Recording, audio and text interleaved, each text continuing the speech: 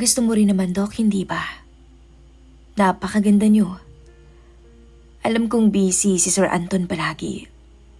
Kaya wag mo nang pigilan ang sarili mo. Dear Miss Kay, ako po si Doktora Mendez. Joanna na lang. 36 anyos at may isang anak na nag-aaral sa isang pribadong paaralan dito sa amin. Sa totoo lang, maayos naman ang buhay ko. May asawa akong isang negosyante. Maganda ang bahay at isang respetadong tao. Pero sa kabila ng lahat, madalas akong nakakaramdam ng lungkot at pagkukulang. Hindi dahil sa trabaho ko o kung saan, kundi dahil halos wala ng oras ang asawa ko para sa akin. Ilang taon na rin na palagi siyang abala. Puro negosyo, puro biyahe. At kapag nasa bahay naman, palaging pagod. Madalas akong nagyayaya. Babae ako. May pangangailangan din. Pero mukhang nawalan na ng gana ang asawa ko. Marahil siguro dahil sa araw-araw nga na pagod to. 40 years old na po ang asawa ko. At ayoko mang aminin, Miss Kay. Naghahanap ako ng init. Napapawi sa pagkauhaw ko. At sa araw-araw na nangyayari sa akin, doon ko po napansin si Julio. Anak siya ng kapitbahay namin. 24 ang edad. Binata. Matipuno. May timang balat. Matangkad at may itsura. Siya ang utusan namin sa bahay. Ang boy namin. Hindi siya stay-in. Pero kapag kailangan ko ng tulong, katulad ng magbubuhat ng mabibigat, mag-aayos at maglilinis, o siyang kasakasama ko kapag namimili, siya ang tinatawag ko. Matagal ko nang kilala ang nanay niyang si Isabel. Labandera ko ito noon. Noong una, simpleng mga tulong lang talaga. Pero habang tumatagal, napapansin kong iba ang aura ng batang yon. May respeto siya sa akin. Pero sa paraan ng tingin niya, parang may kakaiba. Hindi bastos, hindi naman garapal, pero ramdam kong may something. Hindi naman kasi sa pagyayabang. Maganda ako. Siyempre dahil alagang katawan. Paputi at may taas lamang akong 5'2". Mukhang bata pangaraw akong tingnan sa edad ko. Yun ang palaging sinasabi, lalo na ng mga nakakasalamuha ko.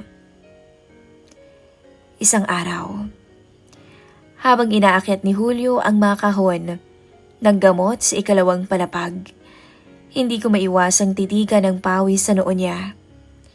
Pati na rin ang tikas ng katawan niya na halatang sanay sa trabaho. Doon ako nakaramdam ng kakaibang bagay na matagal ko nang hindi nararanasan. Yung kilig na parang dalagang nananabik sa crush. Salamat Julio ha? Sabi ko nung matapos siyang magbuhat. Ngumiti lang siya at sumagot ng, walang anuman po doktora. Simple lang naman. Pero nang magsalubong ang mga mata namin, may dumaloy na init sa dibdib ko. Pilit kong binaliwala yun, Miss Kay. Pinapagalitan ko pa nga yung sarili ko sa isip ko. Ano ka ba, Joanna? May asawa ka na. Hindi ka pwedeng magkaganito. Pero sa tuwing pumupunta siya, lalo akong natutuksong kilalanin pa siya. At sa gitna ng katahimikan sa bahay, na lagi kong ramdam kapag wala ang mister ko. Parang si Julio ang unti-unting pumupuno. At doon nagsimula ang lihim kong pagtingin sa binata. Isang araw, galing ako nun sa klinik, pagod at gutom. Mag-alas 5 na ng hapon nang umuwi ako. Wala sa bahay ang anak ko noon dahil nasa lola at lolo niya. Habang naglalakad ako papunta sa likod bahay, napansin kong bukas ang gate papunta sa may pool. Doon ko naabutan si Julio. Nakalubog ang paa niya sa tubig. Hawak ang mahabang panlinis. Wala siyang suot na pang-itaas. Kaya kitang-kita ang pawis na dumadaloy mula sa dibdib niya, pababa sa tiyan niya. Sa unang tingin, parang ordinaryong eksena lang. Pero sa akin nun, may kakaibang hatid yun. Parang biglang bumilis ang tibok ng puso ko. Julio, tawag ko. Medyo paos dahil nabigla ako. Agad siyang tumingin at ngididaan ako. Doktora, pasensya na ho.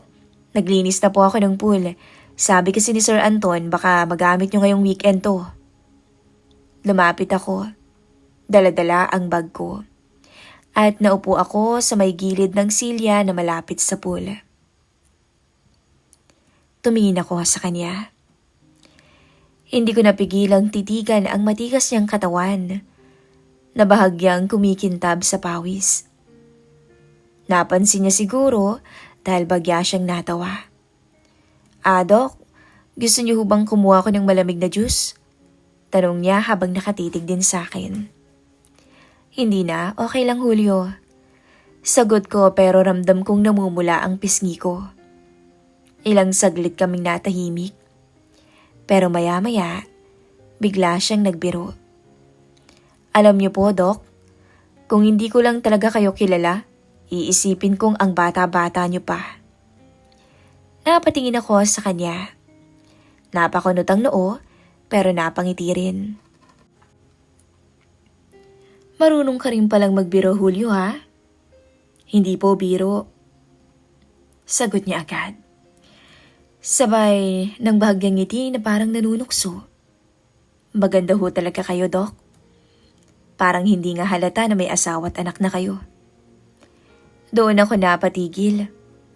May kung anong init ang dumapo sa dibdib ko. Dapat nga ay magalit ako noon. Dapat ay pagsabihan ko siya. Pero imbis na magalit ako, sinabi ko sa kanya na, talaga ba? Na may kasamang ngiti sa labi. Nagkatinginan kami at sa mga mata niya, nakita ko ang isang damdaming matagal ko nang hinahanap. Pansin ko ang paghanga at pagnanasa roon. At sa kabila ng lahat, hindi ko nakakal ko nang hinahanap. Pansin ko ang paghanga at pagnanasa roon. At sa kabila ng lahat, hindi ko na kayang itanggi sa sarili ko. Natutokso ako kay Julio.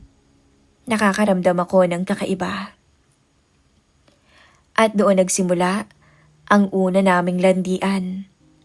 Hindi pa naman hayagan at hindi pa naman lantaran. Kinabukasan, maaga akong umuwi mula klinik. Wala pa rin noon ang asawa ko. Nasa warehouse. Minsan overnight pa. Sa totoo lang, sanay na rin naman ako. Nadatnan ko noon si Julio na nagwawalis sa hardin. Katulad ng kahapon, wala na naman siyang pang-itaas. Para bang sinasadya niya. O baka naman, iyon lang ang nakasanayan niya kapag nagtatrabaho siya at ako lamang ang nagbibigay mali siya. Pero sa bawat igpaw ng kanyang braso, bawat guhit ng pawis sa katawan niya, lahat yun parang tukso na hindi ko kayang iwasan. Julio, tawag ko habang binubuksan ang pintuan. Ang sipag mo ah. Ngumiti siya sabay sagot na, basta sa inyo, doktora. Lumapit ako at inulok siyang pumasok para magmeryenda muna. Sa kusina kami naupo. Habang hawak ko ang pitsyel, inabot ko sa kanya ang baso. At nung mga sandaling yon, nagdikit ang balat naming dalawa. Maliit lang na bagay. Pero parang tumigil ang mundo ko. Parang may kuryenteng dumaloy mula sa kamay papunta sa dibdib ko. Nakatingin siya sa akin at hindi agad siya bumitaw. Sorry. Sabi ko, sabay iwas pa ring tingin. Pero naramdaman ko na parang pumula ang pisngi ko. Doktora? Mahina ang boses niya. Ngumiti ako. Huwag kang mag-isip-isip ng kung ano-ano ha? Sabi ko pa. Ngunit imbes na umatras, lumapit pa siya ng bahagya. Hindi ko po mapigilan, Dok Kasi kapag kasama ko kayo parang natigilan siya. Pero sapat na yon para maramdaman ko ang sinasabi niya. Bago pa ako makapagsalita, biglang may tumunog na sasakyan sa labas. Kumubog bigla yung dibdib ko. Akala ko dumating ang asawa ko. Agad akong umatras. Ganon din si Julio. Nagpanggap pa nga siyang umiinom ng tubig. Pero nang sumilip ako sa may bintana, kapitbahay lang pala ang dumaan. Halos sabay kaming napabuntong hininga noon. Pagbalik ko ng tingin kay Julio, nakangiti siya. Parang alam niya ang iniwasan naming dalawa. At doon ko napagtanto, muntik na. Konting-konti na lang talaga nun. Bibigay na ako. Araw ng Sabado noon, medyo maaga akong natapos sa klinik. Habang nag-aayos ako ng mga reseta sa mesa, biglang dumating si Julio, dala ang ilang kahon na supplies na pinahatid ko.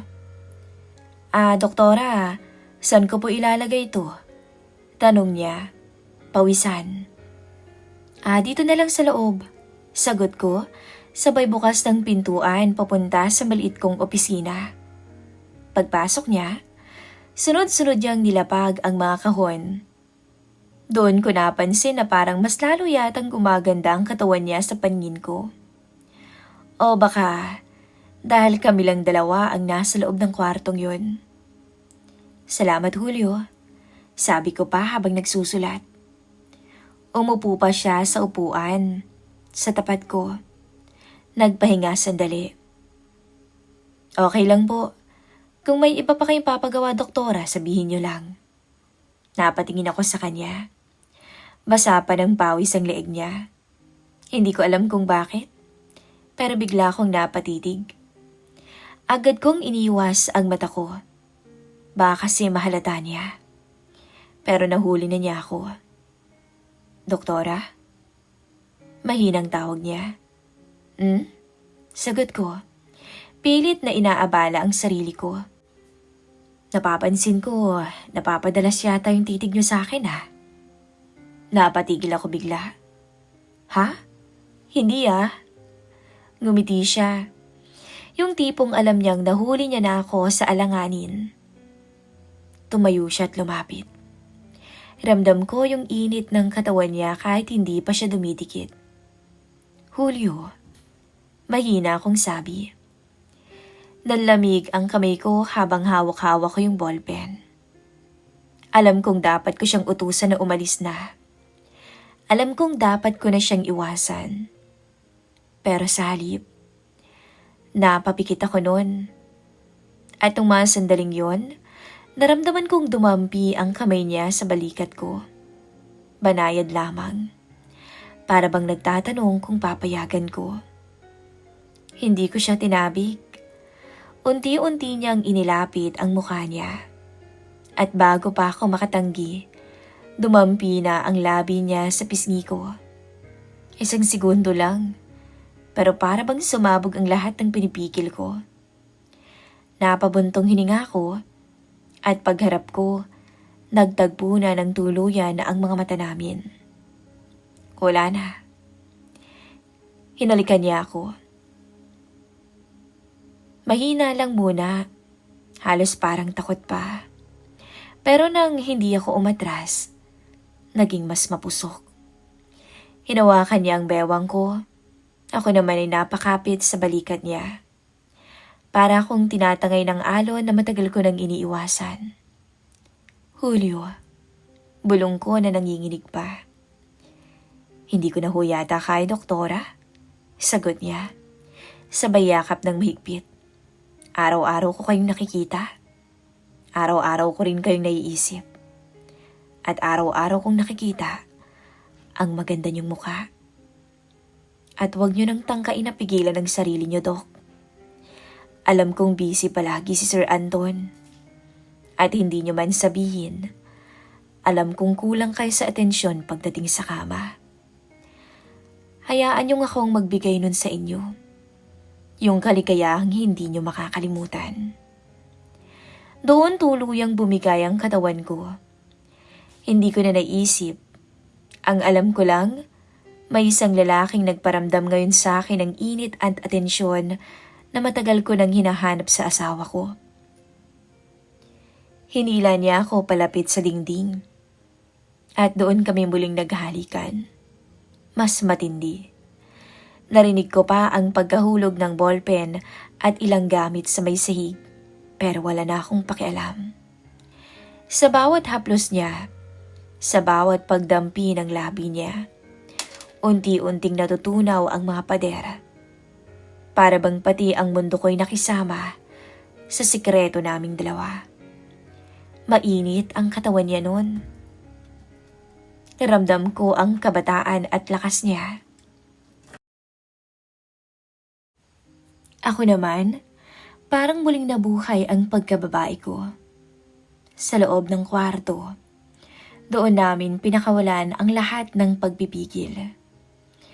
Mahigpit ang pagkakayakap ko sa kanya. Hindi niya ako tinatrato na parang laro lang. Ramdam kong totoo ang damdamin niya. At iyon ang mas lalong nakakasakit. Kasi alam kong mali, pero ang puso ko nasa kanya ngayon. Pagkatapos, pareho kaming hingal na napaupo sa may sofa. Nakapatong ang ulo ko sa balikat niya. Siya naman ay nakayakap sa akin na parang ayaw akong pakawalan. Tahimik lamang kami ng ilang minuto. Ang tanging maririnig lang ay ang tunog ng wall clock at ang mabibilis naming paghinga. Napalunok ako. Ramdam ko ang hingal.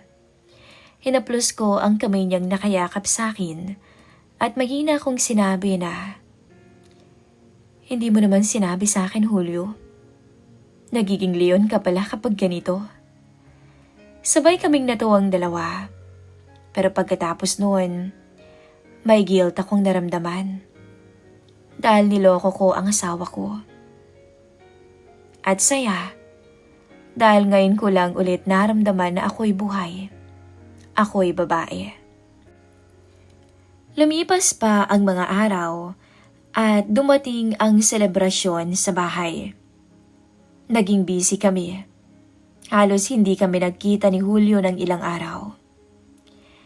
Pero isang gabi, nakarinig ako ng may hinang katok sa may pintuan. Pagkabukas ko, bumungad si Julio na may bitbit na pansit. Nakangiti ito, parang nahihiya pa. "Magandang gabi, doktora. Pasensya na ho at naistorbo ko kayo. Birthday ko kasi ngayon, nagdala lang ako ng konting handa."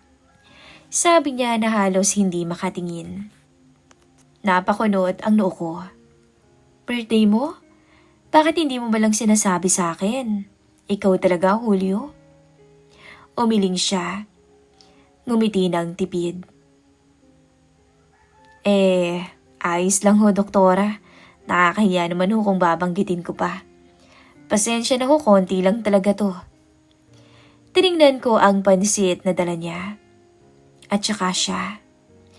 Simple lang ang itsura niya. Nakaputing t-shirt at maong na short. Pero yung ngiti niya, may kakaiba. Kung ganun salamat. "Wala yun, doktora." Sagot niya na medyo namumula ang pisngi. Pinapasok ko siya sa loob para doon niya ilapag yung daladala niya. Paglingon ko sa kanya, napansin kong hindi na siya umupo. Nakatayo lang siya na para bang handa ng umalis ulit. Oh, saan ka pupunta? Dito ka na muna kahit saglit lang. Umiling siya. Hindi na ho, doktora. Aalis na rin po ako. Sige na, dito ka na muna. Samahan mo muna ako. Wala akong kasamang kakain ng pansit na to. Dahil overnight ang Sir Anton mo. Umupo ako sa may mesa. Kumuha ako ng plato at sinimulang kumuha ng kaunti. Habang kumakain, napansin kong nakatitig siya sa akin. At doon ko na-realize ang suot ko. Malipis na pantulog. Hapit sa bewang ko. Nakalitaw ang balikat. At kalahati lamang nang hita ko ang abot ng tela. Ramdam na ramdam ko ang mga mata niya. At doon, muli akong nakaramdam ng apoy. Para akong lalagnatin. Bakit ganyan ka makatitig? Tanong ko na kunwari pabiro. Nagulat siya at agad ding umiwas ng tingin. Pasensya na ho, doktora. Hindi ko ho sinasadya. Ang ganda niyo lang ho kasi ngayon.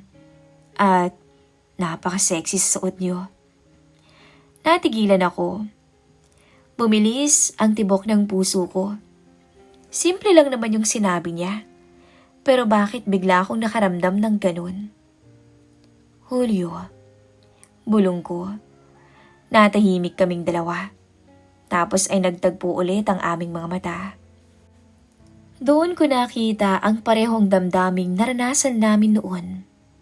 Yung kaba, yung pananabik, at yung bawal na lihim na unti-unting sumusunog sa pagitan namin. Tumayo ako. Dinala ko yung plato sa lababo. Nandun pa rin siya. Hindi kumikilos. Para bang nag-aalinlangan kung lalapit ba o aalis. Ako na ang nagsalita. Alam mo, dapat sinasabi mong birthday mo para naman may regalo naman ako sa'yo. Sabi ko sa kanya. Napangiti ng pilyo si Julio. Kahit ikaw lang, doktora. Sobra-sobra na yung regalo. Hindi ko alam kung anong puwersang nagtulak sa akin. Lumapit ako sa kanya pagkarinig ko nung sinabi niya. Julio, alam mong hindi ko to mapipigilan. Gusto mo ba ng regalo talaga? Pero, ito lang yung mabibigay ko sa'yo. Sabi ko sa kanya, habang dahan-dahang kinakalas ang lahat sa akin. Dahan-dahan siyang nag-angat ng tingin. Napakaganda niyo, doktora. Pero hindi ko talaga itatago sa inyo. Gabi-gabi kong iniisip yung nangyari noon. At ngayong birthday ko, parang hindi ko yata kayang palampasin na hindi ko kayo makita. Ramdam ko ang init na unti-unti nang bumabalot sa akin. Ang distansya naming dalawa ay halos wala na. Hanggang sa unti-unti niyang nilapit ang kanyang muka. At hindi na ako umiwas. Isang marahan, halos takot pa na halik ang sumalubong sa labi ko. Hindi ko rin namalayang napapikit na ako. At nang dumilat ako, nakita ko siyang nakatitig sa akin. Titig na titig. Hindi na ako nakapagpigil. Hinalikan ko siya. Mas mariin. At doon na tuluyang bumigay ang lahat. Ang mga oras sa sumunod ay para bang lumabo. Ang alam ko lang, nakahawak ako sa kanya. At siya na may buong pag-iingat na nakayakap sa akin. Walang salita, puro paghinga, puro bulong. Sa mesa, agad niya akong binuhat doon. Iniupo niya ako sa kahoy na mesa. Nakasambay ang kamay ko sa leeg niya, habang nasa bewang ko naman ang kamay niya. Isang halik na lumalalim. Halik na bumababa hanggang sa leeg ko. Hanggang sa muli kaming nakalimot. At doon, muli kong natamasa ang sarap ni Julio. Isang bagay na unti-unti kong kinakaadikan sa kanya.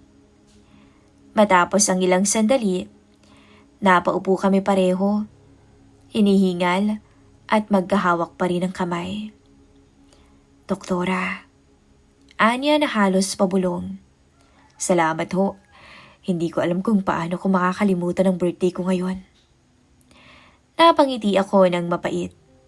Hindi lang ikaw, Julio. Kasi hindi ko rin to makakalimutan. Tumango siya. Sa gabing yun, doon ko naintindihan na ang lahat ng pagtanggi ko ay unti-unti nang nawawala. Pinipili kong sumugal sa bawal kahit alam kong may kapalit. Pero sa mga mata ni Julio, alam kong parehas kami ng nararamdaman. Lumipas pang ilang minuto, bumangon siya. Aalis na ako, Dok. Baka dumating na si Sir Anton. Tumango ako, kahit mabigat sa dibdib ko. Bago siya tuluyang lumabas, muli siyang lumingon. Happy birthday, Julio. Sabi ko sa kanya nang nakangiti. At sa mga mata niya, nakita ko ang pinakamasayang ngiti. Pagkasara ng pinto, napaupo akong mag-isa. Ramdam ko pa rin yung init ng halik niya, yung pagkakayakap niya. At sa gabing yon, alam kong hindi basta-basta mawawala ang iniiwan niyang alaala sa akin. Pagkalipas ng birthday ni Julio, balik sa dati ang takbo ng buhay. Pero sa likod ng lahat ng yun, may lihim akong hindi ko kayang kalimutan. Oo, nag-e-enjoy ako kay Julio. Sa mga titig niya, sa simpleng mga kilos niya, at sa mga init ng mga sandaling pinagsasaluhan namin. Sa kanya ko naramdaman muli ang matagal ko nang hindi nararamdaman. Pero sa tuwing naiisip ko naman ang asawa ko, napapapikit rin ako. May bigat sa dibdib na hindi ko mabitawan. Mahal ko ang asawa ko at alam ko namang mali ang lahat ng nangyayari. May mga tanong na bumabagabag sa akin gabi-gabi. Hanggang kailan ko hahayaang mangyari to? Hanggang kailan ako dadalhin ang damdamin ko kay Julio bago tuluyang masira ang lahat? Wala akong maisagot. Ang malinaw lamang sa akin, may bahagi ng puso ko na masaya kay Julio at may bahagi ring natatakot na baka mahuli kami. Sa ngayon, tinatago ko muna ang lahat ng mga alaala namin. Isang lihim na sa tuwing maaalala ko, napapailing ako at napapangiti. Masarap. Oo, pero alam ko namang hindi ito magtatagal. At tanggap ko naman yun, Miss Kay. Alam ko namang darating yung araw na makakahanap din si Julio ng babaeng pakakasalan niya, magiging asawa niya. Ako na may masaya sa kung anong meron kami. Basta ang alam ko lang ngayon, ang lihim kong to ay ayokong mabunyag sa asawa ko. At mananatiling sekreto ito habang buhay. At sa mister ko, sana dumating ang araw na ako naman ang pagtuunan niya ng pansin bago pa mahuli ang lahat. Ito po ang sikreto ko, Miss Kay. Sikreto ng isang respetadong doktora. Pero tao lang din ako, nakakagawa ng mga pagkakamali. Hanggang dito na lamang po ang aking ibabahaging istorya sa inyong programa. Nagmamahal, Doktora Joanna.